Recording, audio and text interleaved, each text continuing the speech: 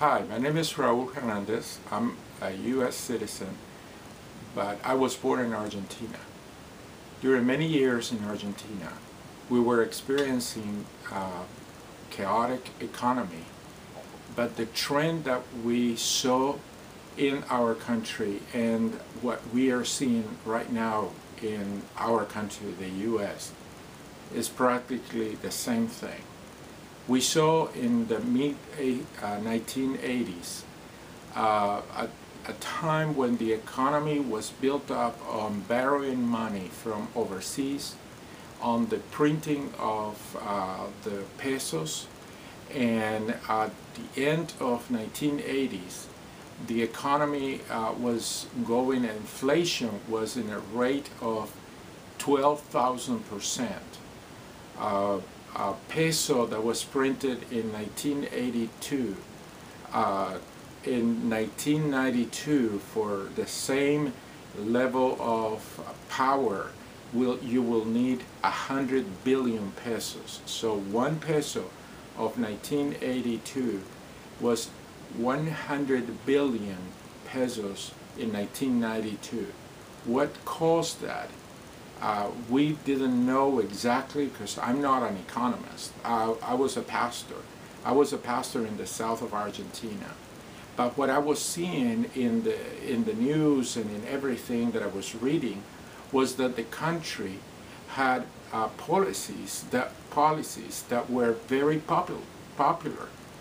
Free medicine, free schools, free everything. But we know that nothing is free, that someone has to pay. So the way for the government to pay was to borrow money from overseas. And when that money, you have to pay it back, the way for them to pay it back was to print more money, to the point that we call the little machine, la maquinita, in which money was printed like stamping on the walls like wallpaper, and it didn't have any value, so they have to change the currency constantly.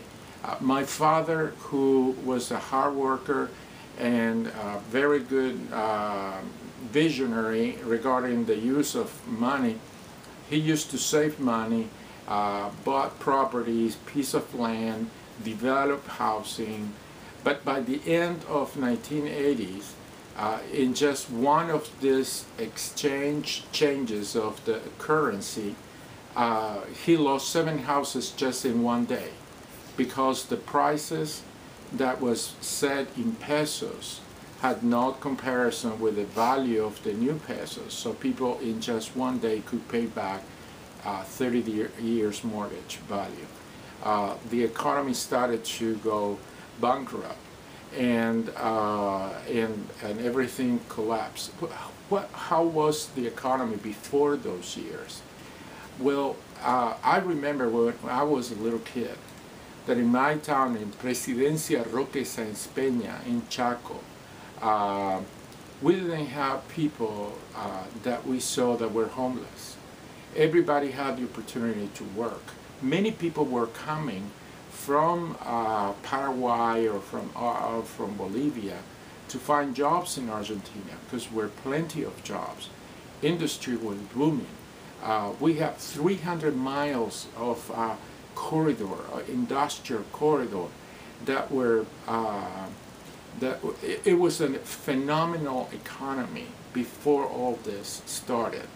But by printing money without production, by borrowing money without shame, by preserving populist policies, the country start to develop this inflation that was fighting already since the 70s, but in the late 1980s, everything collapsed. I remember I was a pastor in the south of Argentina in a city by the name Olavarria, and we had about 100 families in our congregation. One day, this crazy hyperinflation hit, and nobody knew the prices, and many stores started to close down because they were afraid of selling, because they didn't know how to price things. Everything was very crazy, very chaotic. Nobody knew anything about commerce and what was going on with commerce in the city, to the point that the military had to come to the stores and take care and guard supermarkets and markets, because they were afraid of riots, and because everything was very crazy. People didn't have income to pay enough. In one day, things will go up in a very irrational way. We were with my father standing in a line because my father sold much of his properties to help people in my church. There's 100 families to feed for 2 months. So we were in a line trying to obtain, and I remember exactly what happened. It was we were buying a gallon of oil, cooking oil for families, for 100 families. And what we were on the line, at the time we got to the line, let's say that the price was $2. By the time we got to the counter, the price was $200. So in just the time of the line, from when we arrived to the store to the point where we were ready to purchase, the price grew to 100%, 10 times, I'm sorry, 1,000%, just in a short period of time. And that is just one example. People started to lose jobs.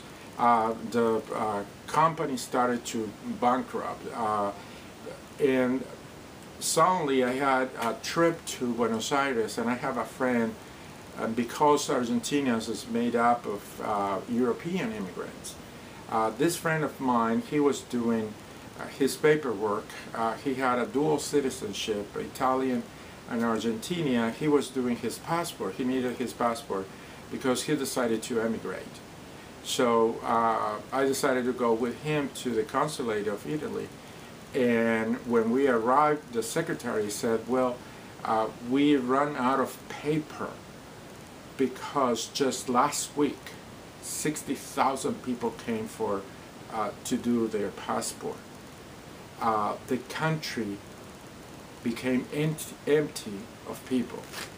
Many run away to their motherlands, the lands of their fathers.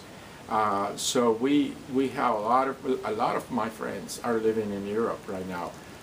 They are not in Argentina anymore. So and many of them were professionals. Many of them were owners of businesses that decided to close down their businesses or their or their professional offices, because there was no security in the economy. You couldn't plan, you couldn't do anything.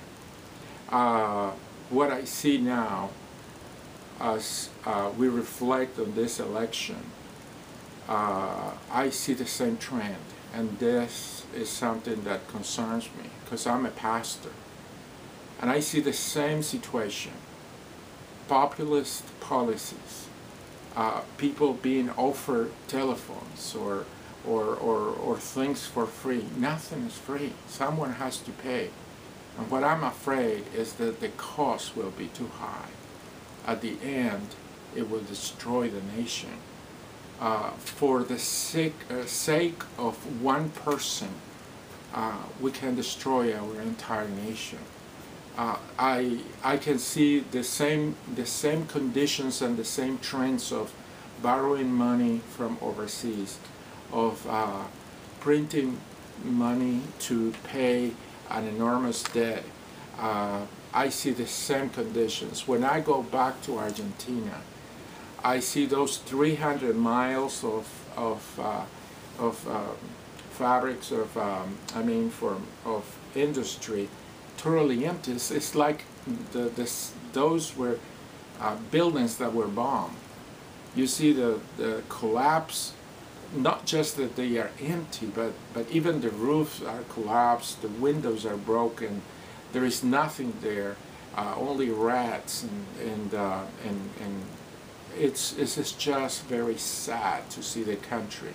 The country never recovered. New waves of immigration, because medicine was free and other parts they didn't have, because education was free and any other parts didn't have. Waves of illegal immigration brought people from Bolivia, Paraguay, Chile, Uruguay, you name it, and the structure, the infrastructure of all those services just collapsed. It couldn't handle. The economy collapsed. It couldn't handle. And right now, you know, you go to the country and you will see just the shell, an empty shell, because there is nothing there. The country was dilapidated.